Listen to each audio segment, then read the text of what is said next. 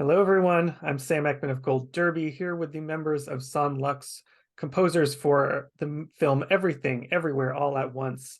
And as the title implies, this is a really massive multiverse adventure here.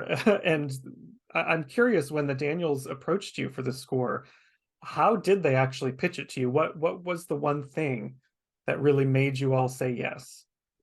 They actually had a really specific pitch, and it was we were like a little caught off guard because it felt like they had really investigated where we were coming from as a band. They checked out all of our music that we made together and also individually because each of us make our own solo things. Um, and they came to us with this ask, which was like, you know, this movie is going to have so many different universes and we're going to be jumping through them so quickly at times that the music really needs to help us differentiate them all, and we need to be able to, even before we've registered that we're in a place, we need to know we're in that place, and the music needs to help us make that association.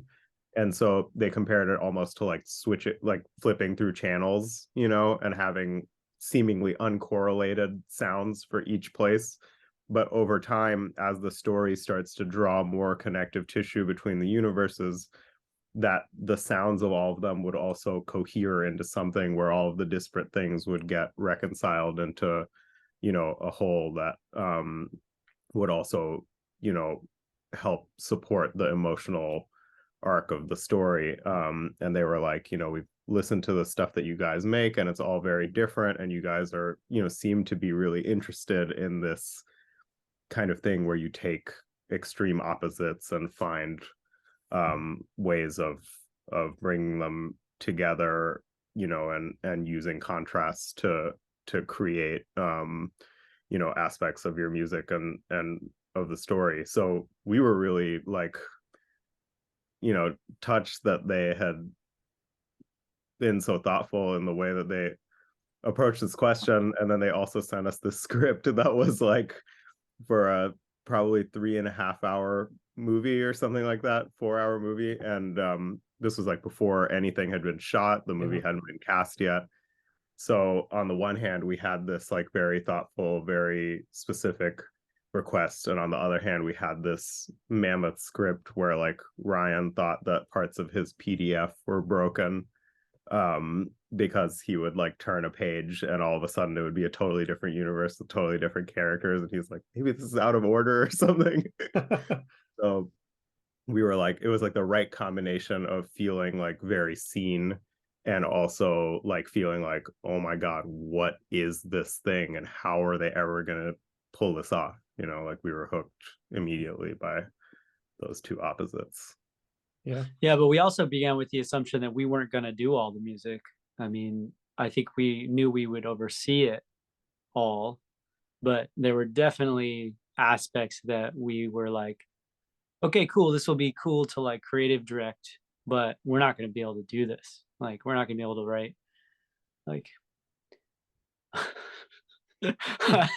I mean, any number of things. Like, we're like such a serious, like self-serious, like sad boy kind of music. That's like our band. It's like like that's how we thought of ourselves. And I think there were aspects of this. You know, what this film was going to demand was such a broader um, expression than I think we had given ourselves credit for being able to achieve. And so at first we sort of were like all in, but also all in with the assumption that, yeah, we'd farm out some of this and oversee it, but we're not actually going to be the ones doing this. And then in the end, we we were the ones doing it, Yeah. and loved it and loved every second. Yeah, it's often has been described a few times as a maximalist score. And I'm curious, when you hear that, what does that mean to you? And did that sort of approach inform your take on the music? I think that on some level we knew that it was gonna have to be pretty maximalist in scope from the beginning, based on the script and based on our conversation with the Daniels, because obviously it's a maximalist movie overall, and I think that they were really looking for the music to match it rather than to kind of like temper it, if that makes sense, and to kind of go there with it with the movie, as much as possible. So and you know, as a band, we have been described in the past as maximalist, so I think we felt up to the challenge. Yeah. I think that is a big part of why they reached out to us, you know. Yeah. The a lot of the music, it just incorporates so much because of, you know, the multiple universes you're jumping through. It would seem overwhelming to me to start working on that. Did it seem like you had to treat them all as very separate movies? What was that like, kind of balancing the needs of each world with it also has to be a cohesive score? Well, our first task was to create the music for the hot dog hands musical that they're watching on the TV, you know, and that was like needed to be done first because they were gonna shoot that scene and the music needed to be ready, so that they could sing along with it. And so it's sort of like right from the very outset, those short-lived hopes that we had that maybe we would like farm out some of these aspects of it that we didn't see ourselves in, you know, were kind of almost immediately dashed. But it was replaced by like all three of us submitted really ridiculous ideas for that. And we all really enjoyed making them, you know, and it sort of right from the beginning, I think like diving into something that was on the ridiculous side forced us to kind of start imagining different versions of ourselves for these universes. And I think there was also just some amount of like, okay, this is a gargantuan amount of music. There's an hour and 50 minutes of music in a 2 hour and 10-minute long film, and it's almost all like scored very, very tightly to what's happening on the screen, which is like not really in vogue these days generally, but like is absolutely what this movie required of us, you know. And so just the amount of work that it was, like, I think on some level I would love to say like, oh yes, we architected this like very sort of you know, like we were careful to respect all of the divisions between the different universes and stuff like that. And I think to some extent there is an aspect of that, but it's also like we were just following our noses and like trying to study each one of them. It's, I mean, it was like, I mean, it was also a movie that no one knew, and even the Daniels didn't really know what it was at first. And I think that, and I don't mean that to dismiss like an incredible intentionality and planning that they put into it, and a sort of insight about every aspect of the film. It is very much their film, and from their crazy minds, and it is super well engineered. But they are also the kind of artists that are always down to discover, and they keep this like perpetual open mind about how it could unfold. And when the production was shut down a day before filming was to be completed because of COVID, then everything kind of went, everything as far as the schedule went up in the air. But one of the things that happened that really benefited us is that the post-production schedule then basically became unlimited. You know, the horizon, like our target, like disappeared schedule wise. And so the sort of the breadth that this film then took this sort of big inhale as they started piecing together the edit of what they had. We were able to begin working with a kind of, I mean, yes, we attacked it, but we also worked with a kind of patience where we didn't even know how many cues we had. Our cue sheet came together very gradually, unlike what happens normally with a film score, where you walk through a a film that's roughly assembled, and you come up with like a very specific number of cues, places where it needs music, what kind of music and why. None of that happened. We never did a spotting session for this movie, which is crazy, really crazy. If you know anything about film scoring, that's just like really wild that's true. And it's because we were sort of slowly discovering this film as it was blooming, and we had the gift of time to let it become what it wanted to be and really just go along for the ride. I'm curious then, working off of that concept of the gift of time, when you're writing a piece of music for this, did you immediately get a sense of like what instruments were going to play that music? I'm always interested in the orchestration of things and how long of a process is that to figure out what is going to make those sounds?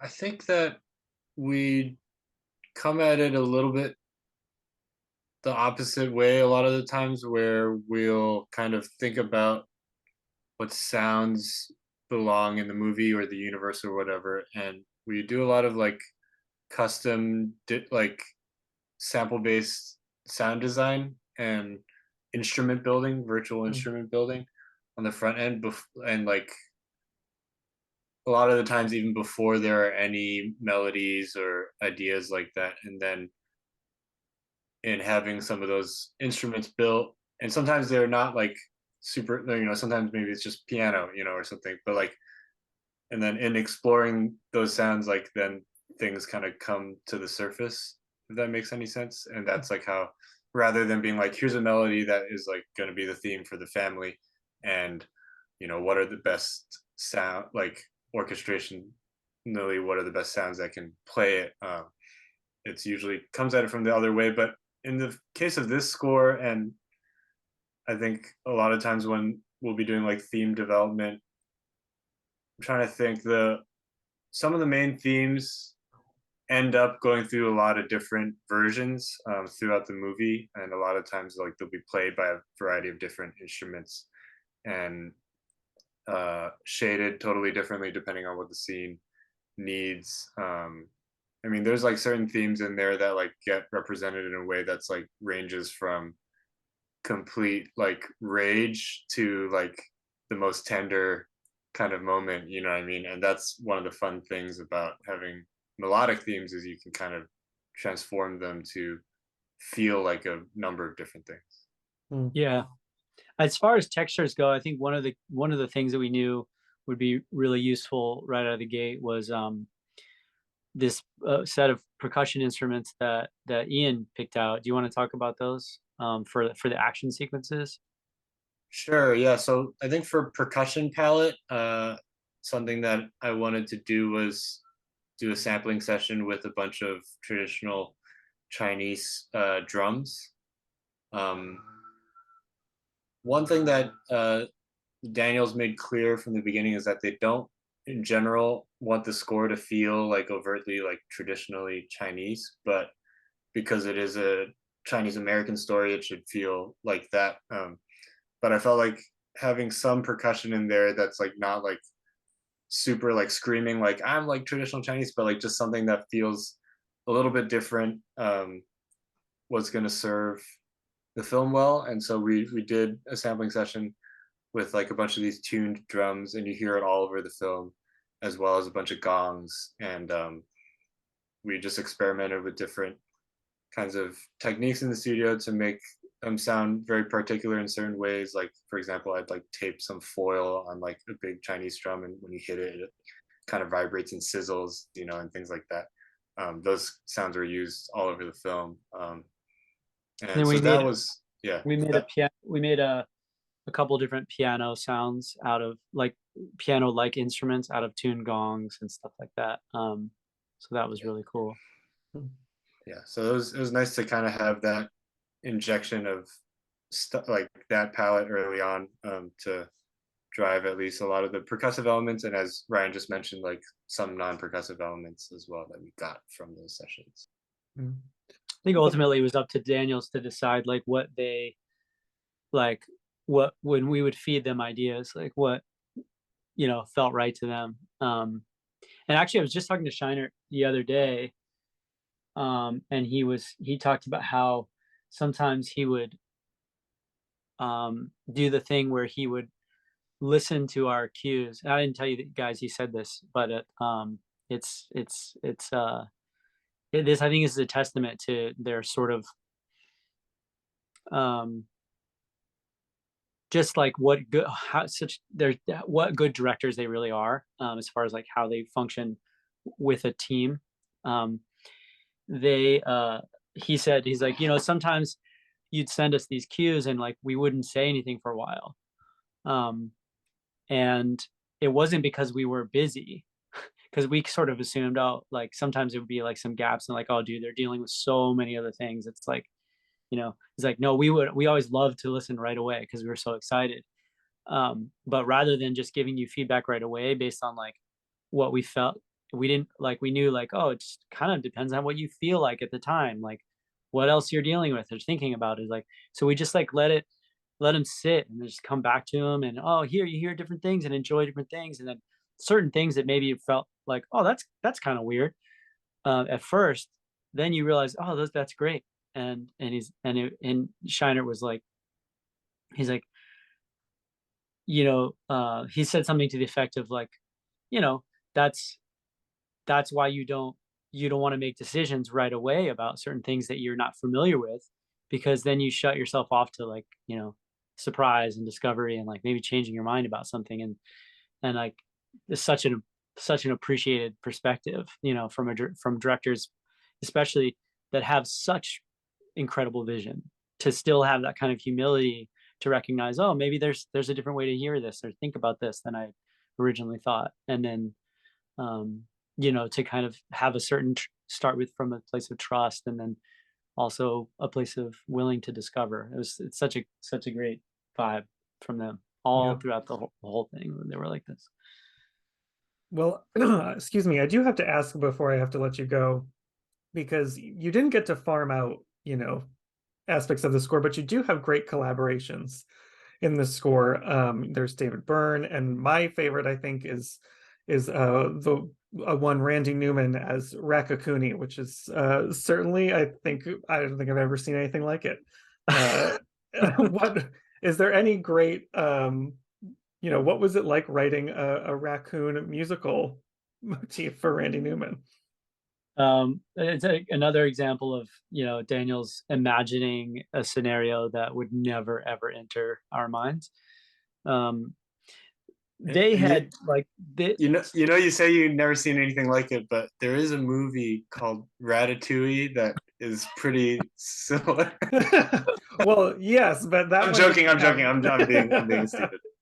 Yeah, so like the homage is obviously overt, but their dream was they kind of like always imagined that the voice of Rakakuni was like, basically in their mind they imagined Randy Newman's voice, and so when the time came to like, okay, we really need to decide like who's doing these VO lines and who's going to sing this song, and who's going to write the song, so originally wasn't going to be me or wasn't going to be us. It was, I had just like, one of the first things I did when I read the script and we talked about it is I actually like emailed someone else about it that I thought would do a great job. But anyway, the rubber, when the time was up and we needed to make these decisions, they sent the film to Randy, and it was, an early cut of the film. And he watched it right away. So he watched it with his whole family, and he said his wife hadn't laughed that hard the whole pandemic. And so on the strength of the film, which was the case with all of our collaborators, on the strength of the film, one by one, they all signed up. Randy was one of them. And so then the super exciting, but of course also daunting task of writing a song for Randy Newman in the style of Randy Newman was before us. But I feel like I caught the goofy bug of that is very much inside of this movie, and I think in particular comes, I think, more heavily from Daniel Scheinert, from the Scheinert side of things. He he had written this idea that they were singing "Now We're Cooking" because they had on screen they had to sing something. Obviously Rakakuni doesn't have to, you could do whatever you want with like his, crude up and down mouth, but Harry Shum Jr. had to be singing something. So all they said was, on the camera, just sing "Now We're Cooking," which was Scheinert's idea. And then it sort of kicked off. That was like sort of my starting point. It's like, well, I know the hook of the thing is "Now We're Cooking." Then the idea was like, well, what if they're singing a song that really does exist? We're only hearing a piece of it, And so for the soundtrack, we're like, let's make the song that is the song that they're singing. So on the soundtrack, we have the full version. And in classic Daniels fashion, they also insisted that they knew the song really needed to be a duet. And when it came time to like make the proper recording, we had Randy's voice. It was perfect. It was amazing. But who was going to sing it with him? And Harry is an amazing actor, fantastic in the movie, can't sing for shit. so and he knows it. So I originally made it as like, okay, it's just going to be Randy solo. But then I sent it in and they're like, this is great, but needs to be a duet. And I was like, guys, but Harry, he's just, we can't do that to Randy. We can't put them on the mic together because and they're like, yeah, I know, but what about you? And I'm like, I am not singing a duet with Randy Newman. Like, it's definitely not gonna happen. And it's like, yeah, but Harry actually kind of sounds like you. Like when you sing, like those demos you made, you actually kind of sounded like Harry. Just do that. And I was like, God, fuck. I've got to do it. So I love that. Yeah. They weren't like, we need to find a Harry sound alike, we need to cast someone to like sing this. Is just like, no, you just do it. I mean, honestly, y'all, that was like the final nail in the coffin of my like self-serious, like I did that previous me just like kind of died in that moment. And then I was like, I let it go and I was like, I had so much fun. And like, it was easy. I did it. I had it in me, and I was like, okay, well, learn something new every day. Well, it is delightfully absurd and I mean that in the very best way. Yeah. So thank you all so much for sitting down talking with me. It's incredible work in this film. If you're out there watching, make sure you subscribe to Gold Derby. Keep with us this entire season. Thank you all once again. Thanks so much, Sam. Thank you, Sam. Nice talking to you.